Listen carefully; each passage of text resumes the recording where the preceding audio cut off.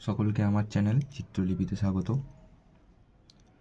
তো আজকে আমরা যে ব্যাপারটার উপরে আলোচনা করতে চলেছি সেটা হচ্ছে পেন্সিল স্কেচিং। পেন্সিল স্কেচিং আমরা কিভাবে করব, আমরা কীভাবে পেন্সিল স্কেচিংয়ে পেন্সিল ধরবো, সেটা কিভাবে আমরা ছবির উপরে অ্যাপ্লাই করব, পেন্সিলের স্ট্রোক, সেই সব নিয়ে আমরা আজকে আলোচনা করব। তো পেন্সিল স্কেচিং করার জন্য আমাদের দুটো পদ্ধতি ফলো করতে হয়, একটা হচ্ছে হ্যাচিং, একটা হচ্ছে ব্লেন্ডিং। তো আজকে আমরা যেটা জানবো সেটা হচ্ছে হ্যাচিংয়ের উপর, কারণ হ্যাচিংটাই আমাদের স্কিল টেস্ট করবে, আমাদের পেন্সিলের স্ট্রোক কেমন, পেন্সিলের উপর আমাদের কতটা কন্ট্রোল, সেটা কিন্তু আমরা হ্যাচিং থেকে জানতে পারবো। তো চলুন শুরু করা যাক। তো দেখতে পাবেন আমি এখানে তিনটে টোন ক্রিয়েট করেছি, একটা লাইট টোন, একটা মিডিয়াম টোন, একটা ডার্ক টোন।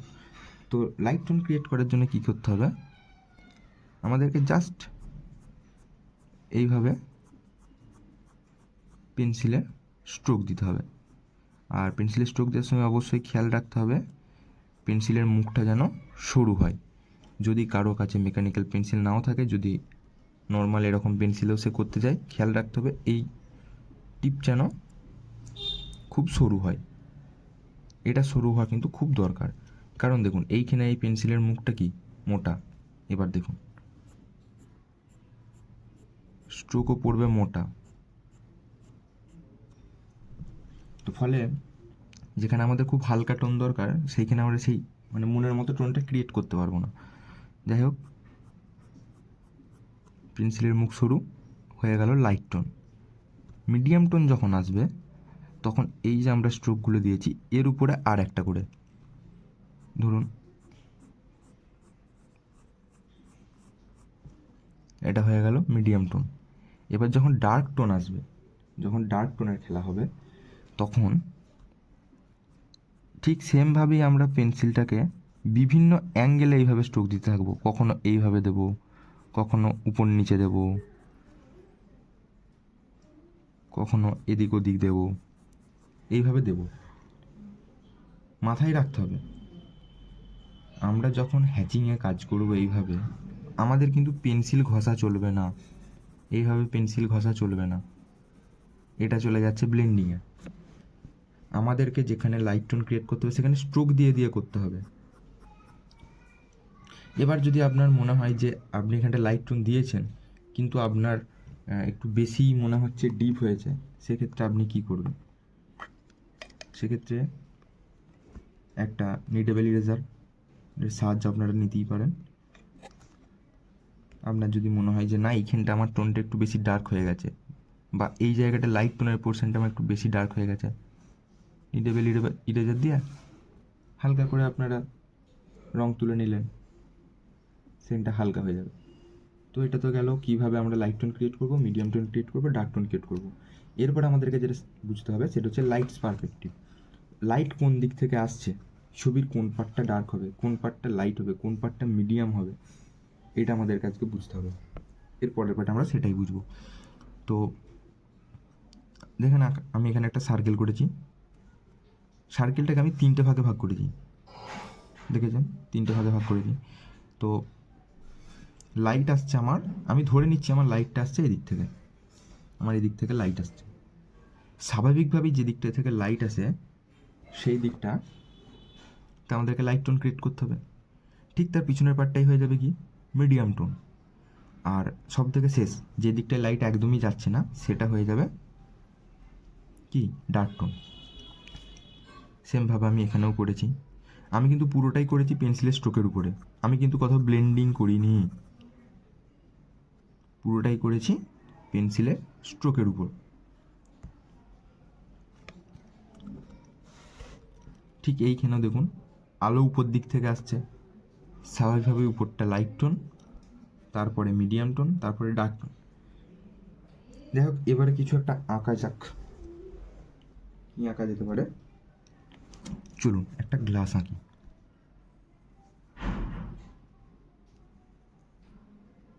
জাস্ট আমি বোঝাবার জন্য আঁকছি, অতটাও ভালো করে আমি আঁকছি না,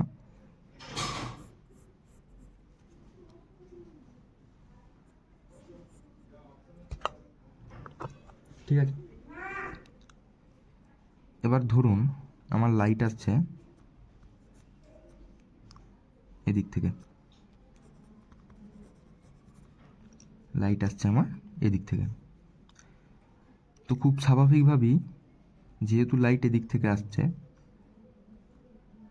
আমি যদি একটা কাল্পনিক রেখা করে নিই যে গ্লাসটার এই পার্টটা হবে লাইট, এই পার্টটা হবে মিডিয়াম, এই পার্টটা হবে ডার্ক। এবার দেখুন, কোনো ছবি আঁকার আগে তার উপর আমাদের একটা বেস কালার দিতে হয়, অর্থাৎ আমরা যেই লাইট টোনটা দেবো, লাইট টোনটা কিন্তু প্রথমে আমার পুরো ছবিটাতেই দিতে হবে।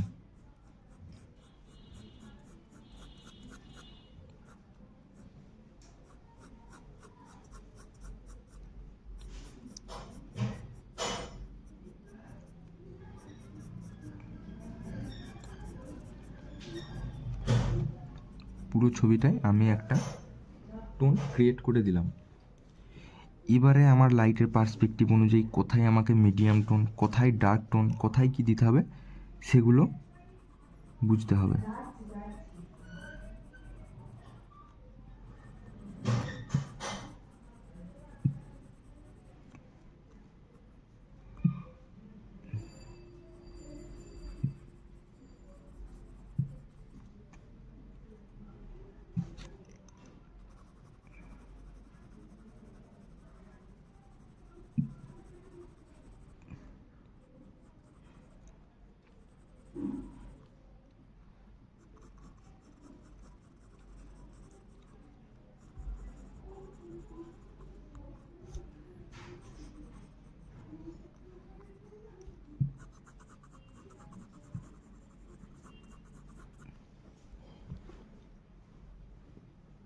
তো এইভাবে আমাদেরকে কাজ করতে হবে। এরপরে আপনারা আপনাদের যদি কোথাও কিছু ডিটেলস দিতে মন যায় আর চাই, সেটা তো আপনাদেরকে ছবির অনুযায়ী করতে হবে, ছবিতে কেমন আছে না আছে সেই অনুযায়ী আপনাদেরকে এখানে করতে হবে।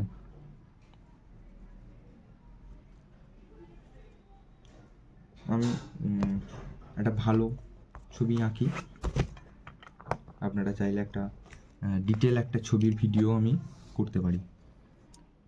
ধরে নিন আমি একটা করছি,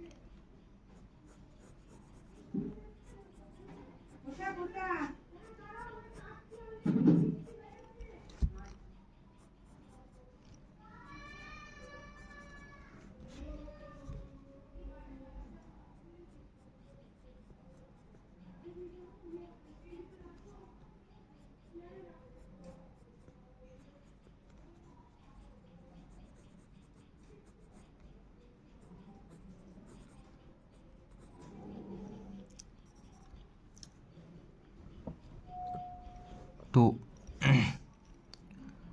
এবার আমাদেরকে বুঝতে হবে কোথায় ডার্ক টোন, কোথায় লাইট টোন, কোথায় মিডিয়াম টোন ক্রিয়েট করতে হবে, সেটা হচ্ছে এবার আমাদেরকে বুঝতে হবে। ধরুন এই জায়গাটা, এই পোর্শনটা, ওটা তো আমাদের চোখে ভাঁজ পড়ে, তো ওই জায়গাটা স্বাভাবিকভাবেই ডার্ক হবে। তো প্রথমে হচ্ছে আমি একটা বেস টোন ক্রিয়েট করে নিচ্ছি।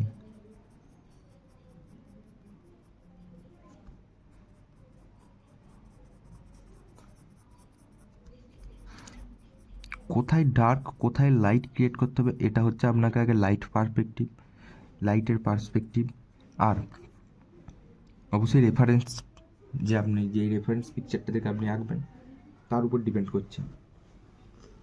এখানে আমার কাছে কোনো রেফারেন্স পিকচার নেই, এটা আমি নিজের মন থেকে ড্রয়িং করছি, আমি চেষ্টা করছি করার।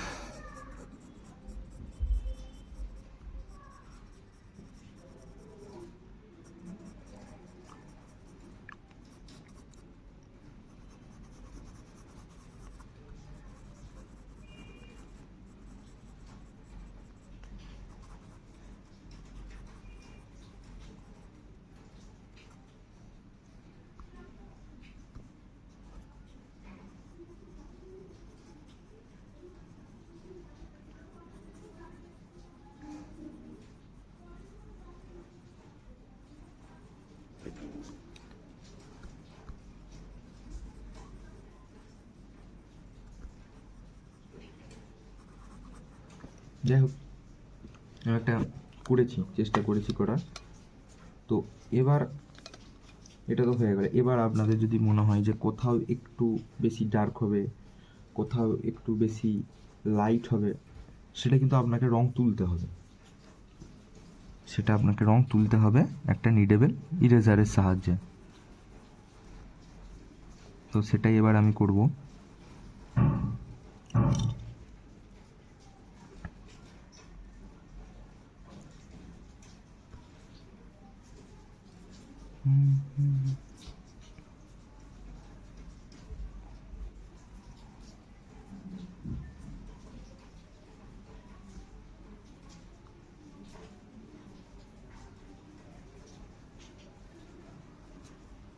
জাস্ট আমি কিছু কিছু জায়গায় হালকা করে দিয়ে দিলাম, হয়ে গেল। বুঝতে পেরেছেন? দেখতে পাচ্ছেন ছবিটা, দেখুন পুরোটাই স্ট্রোকের উপরে আছে। আমি কিন্তু কোথাও কোনো রকম ব্লেন্ডিং করিনি, পুরোটাই দেখুন স্ট্রোকের উপরে আছে। যাই হোক, আপনাদের হয়তো মনে হতে পারে যে এইভাবে হ্যাচিং দিয়ে কি আদৌ রিয়েলিস্টিক ড্রয়িং করা সম্ভব, বা কোনো ছবির ক্ষেত্রে দেখেছি হাইলাইট থাকে কিছু কিছু জায়গা, তো সেগুলো কি করা সম্ভব? হ্যাঁ, সম্ভব। আপনারা যদি চান তো আমি একটা ডিটেল ভিডিও, একটা সেরকম ধরনেরই কোনো একটা ছবির আঁকার আমি ডিটেল ভিডিও পোস্ট করতে পারি। আর ভিডিওটি ভালো লাগলে অবশ্যই চ্যানেলটিকে সাবস্ক্রাইব করবেন, ভিডিওটিকে লাইক করবেন, পাশে থাকবেন।